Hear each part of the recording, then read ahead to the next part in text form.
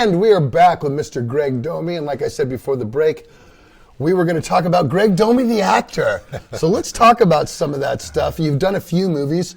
The one, which is like, I think everybody's, if you're into gangster movies, you've seen The Bronx Tale. Right. And I mean, I remember seeing it in the movies as a kid because I think it was around the time of Scarface, right? 83, right? I think, no, was it was actually 91. Oh, no, 91. That's right. It's after that. And actually an amazing, great gangster movie. Yeah. Really good story. And you have a quite big part in it. Talk about that. No, you have to talk about how you got the part and then how it came down and then tell some stories about that. Well, it's interesting because back in the day, in the 80s and 90s, we used to ride from Boston to New York City just to go to like the Limelight on Thursday night, the Scrap Bar on Wednesday night, because it's only like 230 miles, you know. So we were going to the Limelight, and there was a guy in the club named Chuck Zetro who let a couple of members know that they're looking for bikers for the pot. Well, I had no interest in it whatsoever, but I went along with him. So the member I'm with, he goes in, and he goes and tries to get the pot, reads for the pot, and I'm just sitting there reading it. A lady comes out and says, next. So just goofing off. I said, okay. I go in the room, and I'm blowing it, right? So I told the lady, I said, look, you know, I didn't really come here to do this, so on and so forth. So she says, well, listen, why don't you just talk a little bit? Unbeknownst to me at first, there's a camera in the corner of the room. I noticed a little light blinking. So I start talking to her. She just asked me about my family, this, that, and the other thing. Everything's fine. We leave. We go out that night. The phone number I left was for the clubhouse in New York City.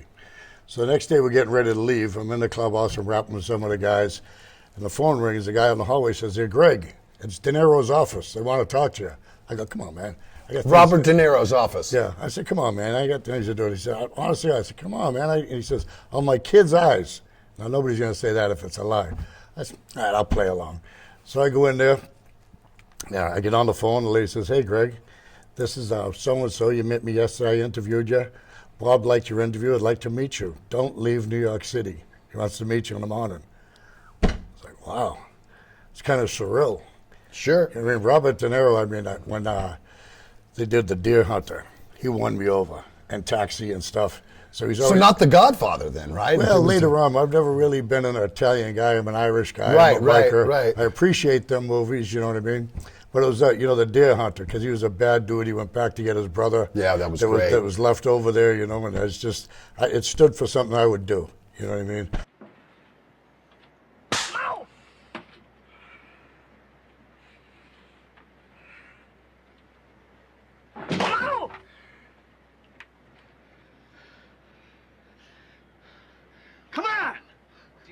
These fuckers. Go ahead, Nicky. It's gonna be all right. Go ahead, Nicky.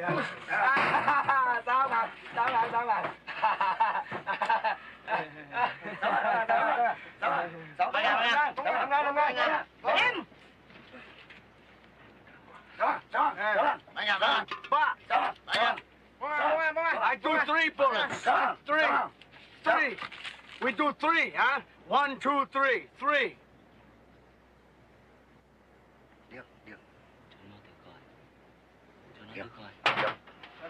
Yep. 3. 3.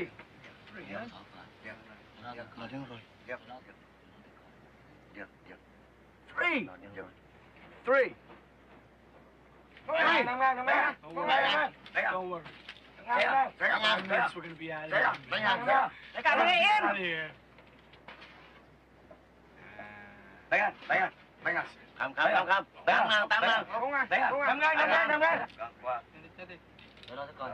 we got ourselves a game. You and me. Now we got ourselves a real game. Cầm xuống mau. Rồi nha. Đi em ra. Im.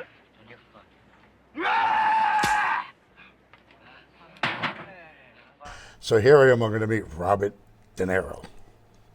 You shitting me? So it goes, And it went on from there. You know, we went on, got the pot. What was the meeting with him like, Greg? What was it? It was very brief. It was actually, when I got there, it wasn't just a one-on-one. He just spoke to a few of us and let us know what we needed to do, how he was going to do it. Kind of gave us the parameters of what was going to happen, which wasn't necessarily what was going to happen. And I'll get to that. So we go on and we're doing a movie. I mean, we're shooting it. And after the first day, our pots became so big that they had to put us in the Screen Actors Guild. Because now we're talking. If you have a speaking role, we're no longer extras. Now we're stuntmen and we're speaking.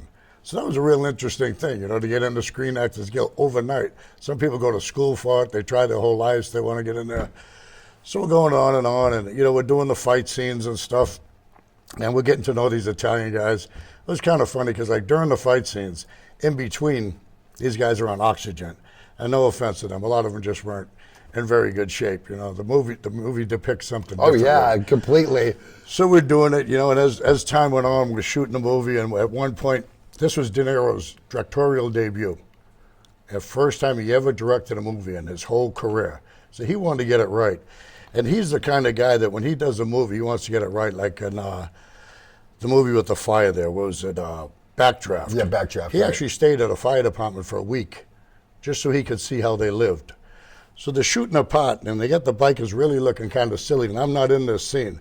So I start laughing, kind of quietly to myself, and he turns around, he sees me, he goes, hold on, what's up? I said, it would never be like that. So he turns to everybody and he says, everybody listen up. How would it be? So I go, how many people are in the room? That like the whole production cast and everybody there? Yeah, I mean, you know, everything's going on. You got lighting guys, you got sound guys, you got, you know, directors, you got the actors. So, I mean, it was a little intimidating almost. You're not intimidating, but you're out of your game.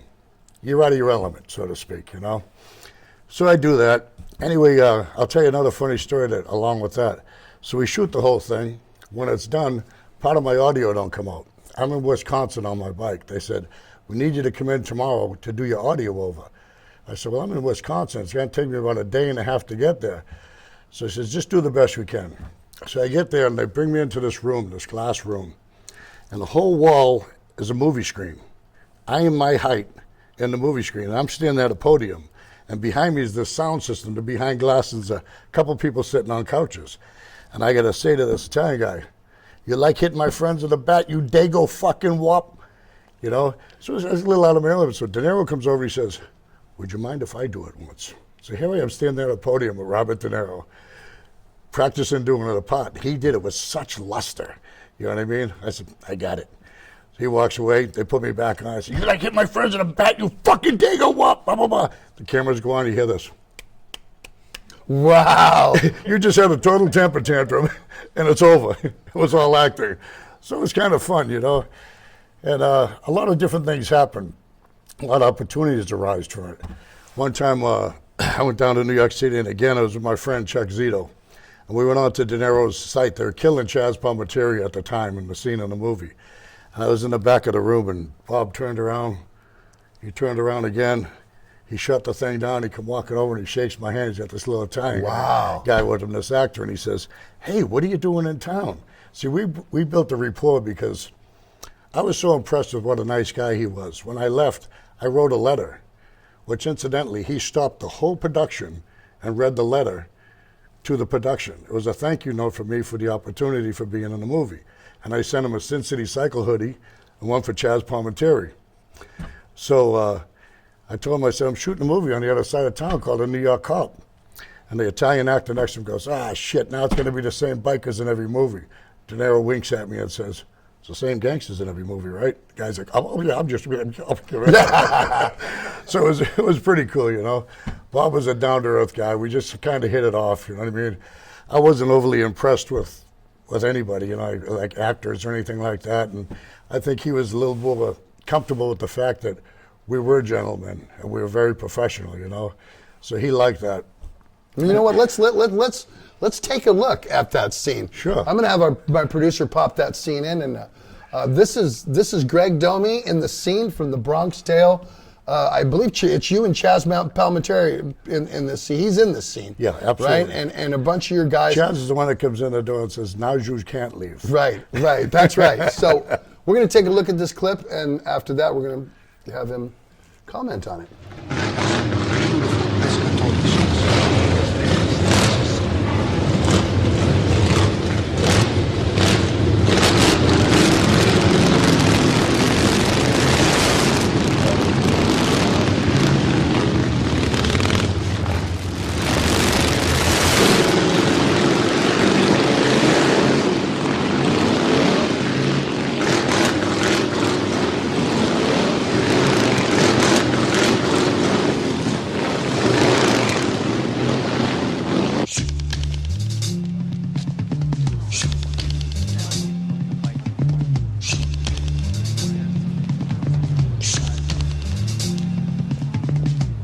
Fellas, you're not dressed properly. He's gonna have to leave. Properly? Jimmy! What's wrong with the way we're dressed? What's up? This gentleman ain't dressed right. I asked him to leave. Is there a problem then? The problem is your man here says we're not properly dressed, like our money ain't green. We just want a couple of beers. A few beers, that's it. That's it, we'll be on our way.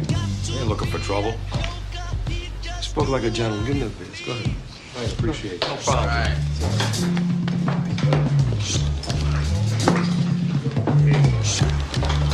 You got some brews down here, nice cold ones. Get us some nice cold brews. Come on. Two over here, huh?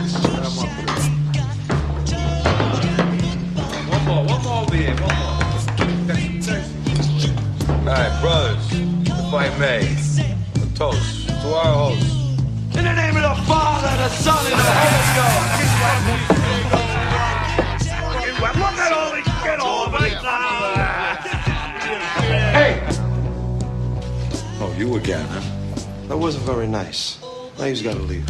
I'll tell you when the fuck we leave, all right? Get the fuck away from me. Go watch the bites, man. Hey,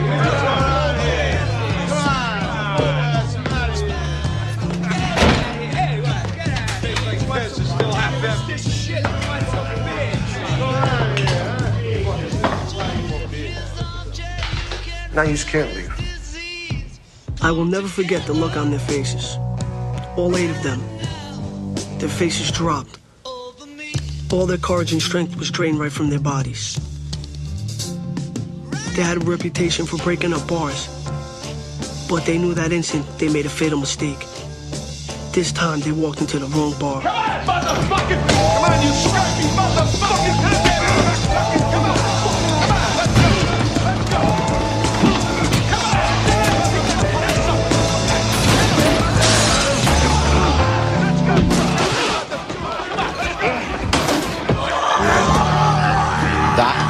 Shall never love another. I shall never love another. And stand by me all the while. And stand by me all the while.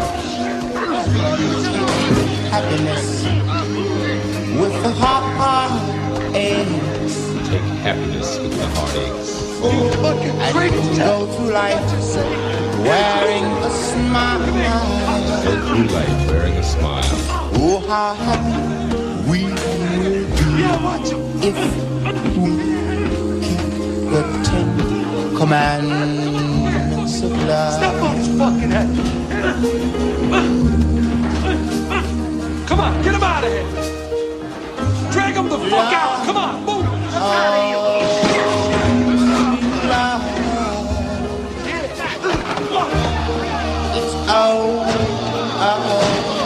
What's my car? You define since the beginning of time. Get him! Get me back! In all.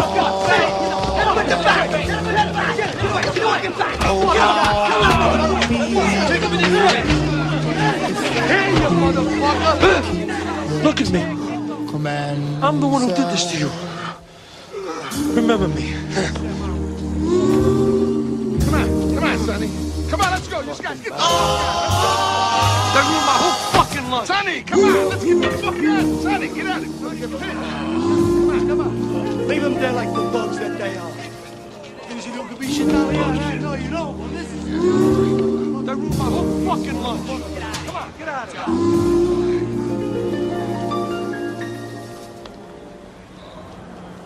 The 10 Commandments of Love.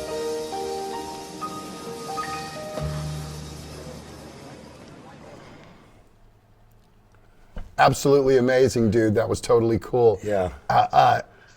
Did you become friends with Chaz Palminteri because of this did, as but well? I did, but let me tell you a little bit about that scene. So I go to the premiere as a guest. Oh, really? And Bob gives me a jacket as a gift. It says a Bronx Tale inside. It says, "Thank you, Bob," inside it. So I'm sitting here, and the young boy sitting in between us, and here's De Niro. Comes to the fight scene. There we are, all getting the shit beat out of us. I looked over at Bob and went, "What's up with that?" He goes, "Well, I don't do the editing." And he goes, "It is an Italian movie." See, at the end of every day, we watch the, whatever you call those. The dailies. The dailies. We would sit in the director's chairs like big shots and would watch it. And it was we were just throwing down, you know what I mean? Everything was good. We got to the movie, and it was a slaughter. Yeah, the bikers got their ass kicked. So they did kind of get us a little bit. You know, they paid us very well. They paid us union wages, but we didn't know that was going to be in the movie. Did they say any, I mean, when you were doing it, did it feel like it was a scene that the bikers were supposed to be getting over on the gangsters in that scene? But because it is a movie about a gangster from, you know, his whole upbringing, so I wouldn't think they were going to let the bikers but necessarily. they did originally have a whole fight scene. Like when I had to recite that part, which got cut out, that particular part, is when Jimmy Whispers comes in, I can't think of the guy he's with a baseball bat. And I actually tore the bat out of his hand. They show me beating him up against the jukebox in the back briefly. You know what I mean? So this is what we think is happening. That's when I say, like, hit my friends with a bat, you dago up, I bash him, I got him up against the jukebox. But they cut it up so fast, you only see little bits of the fights, you know what I mean? But it was an interesting concept for us. They kind of got over on us. But again, it's in the movies, and I'll just say only in the movies. Right. You know? But, you know, because I mean, again, coming from a father who was a biker, when I saw the movie, I was like, I felt that okay. I said, "Dad, see Bronx Tale? See the middle part?" He's all, "Yeah, it was a bunch of bullshit. There's no fucking way those guys in suits are going to take us. I believe me, not me and my fucking friends." I go, "I know, So I kind of bounced that off a little bit, still entertaining. And again, Hollywood, brother. It's Hollywood. It's Hollywood. Now, you talked about doing another movie when you came down and visited Bobby D. I actually found it and it's called New York Cop. It's on Tubi, and I YouTube too, Tim, but I know you can get it on Tubi, and I watched it, and it's kind of another. I'm not going to agree with that necessarily either. And I did that also to build up my Screen Actors Guild credits. You know what I mean? You have to make X amount of money to make sure you get your insurance every year. But the best part of that movie is I'm wearing a Sin City Cycle shirt. I noticed that. So I wore it to the set, figuring they're gonna say something. And they never say anything. So I got a good plug. I got to stand in the doorway. Yeah, you did. Wearing a Sin City Cycle shirt. 20 good. Which number were you? I didn't know. I didn't know.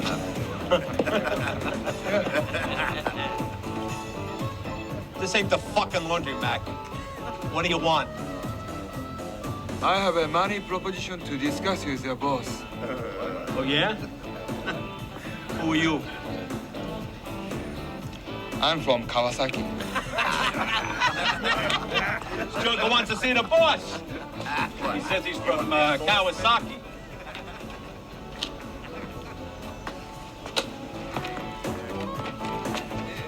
Let me take a look at you. I want to identify the remains. Go ahead. He's upstairs. Go ahead. There, tough guy. Where do you want the body sent? So I was more happy about that than the movie. The movie itself, like you say, it was B-rated, C-rated at best. But, you know, again, it was an opportunity. And these are things in life. When you have an opportunity to do something that it kind of goes in your resume. And your grandkids will get a kick out of hearing it later on. Papa was in the movies, right? You know, stuff like that, in magazines and stuff. Sure. And, you know, if you don't let it go to your head, myself, I'm not an egotistic guy. So for me, it was a great experience. It was very humbling. Like I said, I wrote a thank you letter.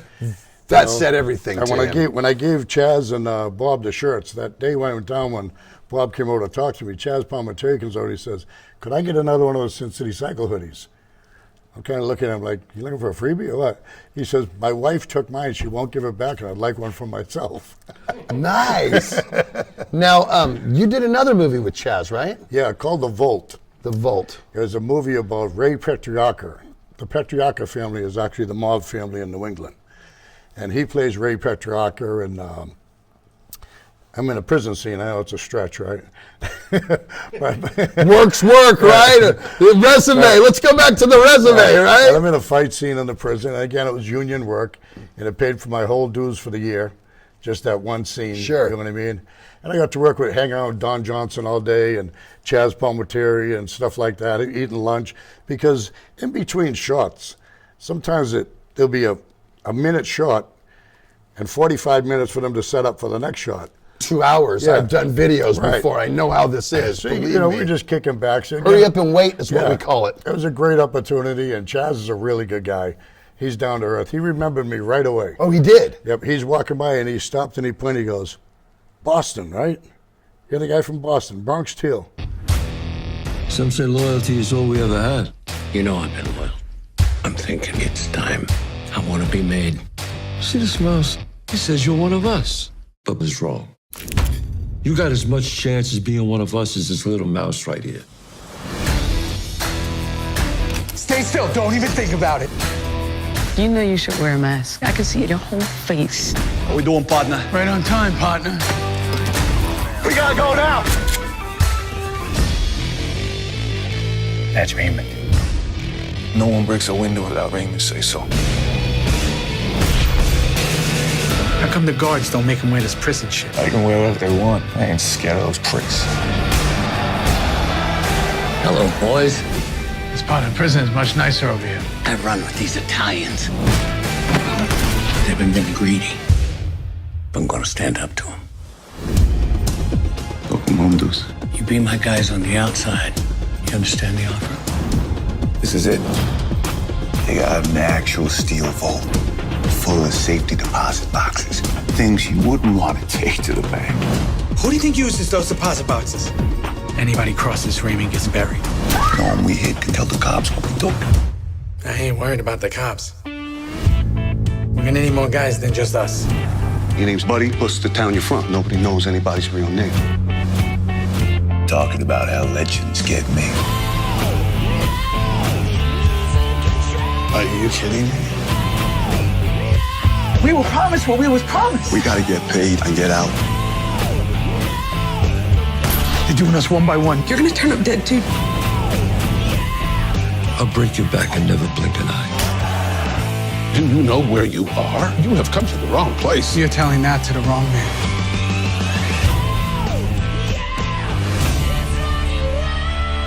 Okay, how many years after this was The Volt? That was, 20 years.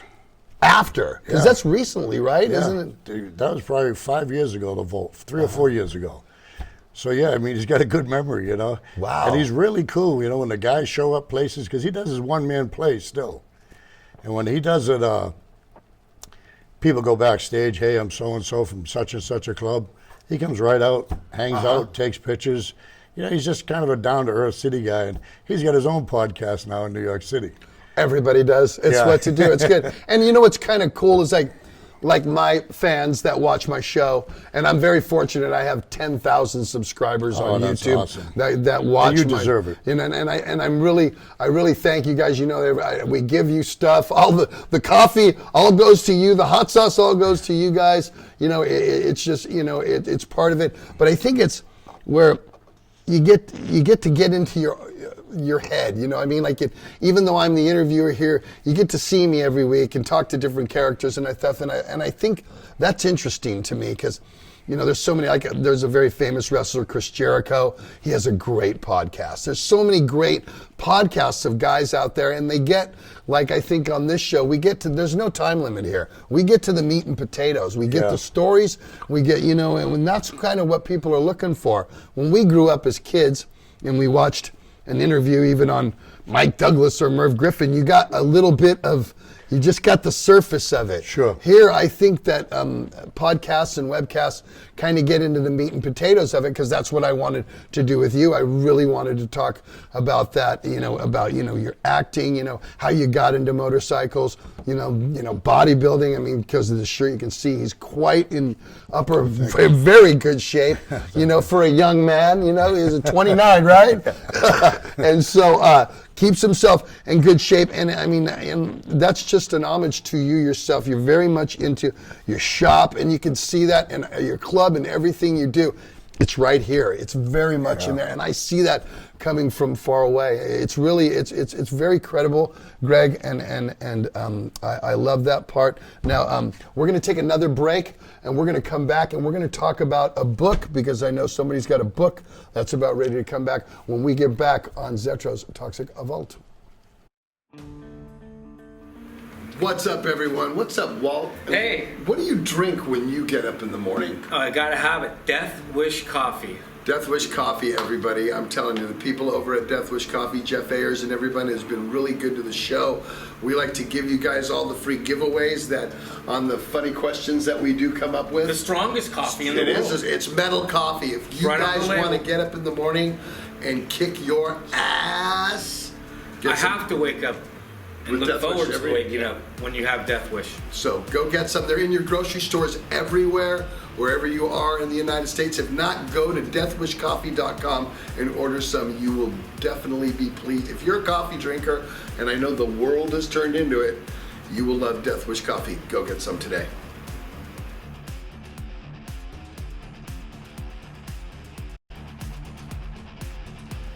We want to thank Kyle and all the guys at Hella Hot Sauce for always giving us product to push on to you guys. During our live segments, we always have a contest and give it away. If you like really great tasting hot sauce. Quality hot sauce. Tasty, I mean hot, but they have, medium and mild stuff too. Yes. And but their hot stuff is killer.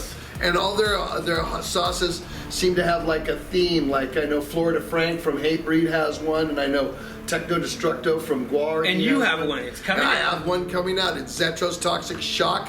And actually, you've tasted it, and while it's very tasty. Hella hot. And it's hella really tasty. So, but in the meantime, before we get that out, go to hellahotsauce.com and get some hot sauce today.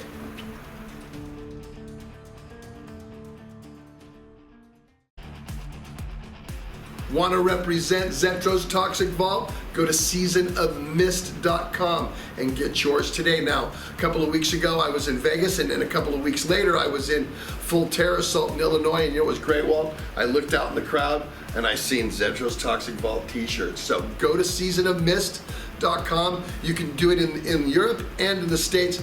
They're print to order. So if you want one of our cool prints on black, white, a girly, small, 5X, whatever, hoodie, t-shirt, long sleeve, whatever you want, they can print it however you want it, but you got to go there first. Seasonofmist.com. Get your Zetro's Toxic Vault shirt today.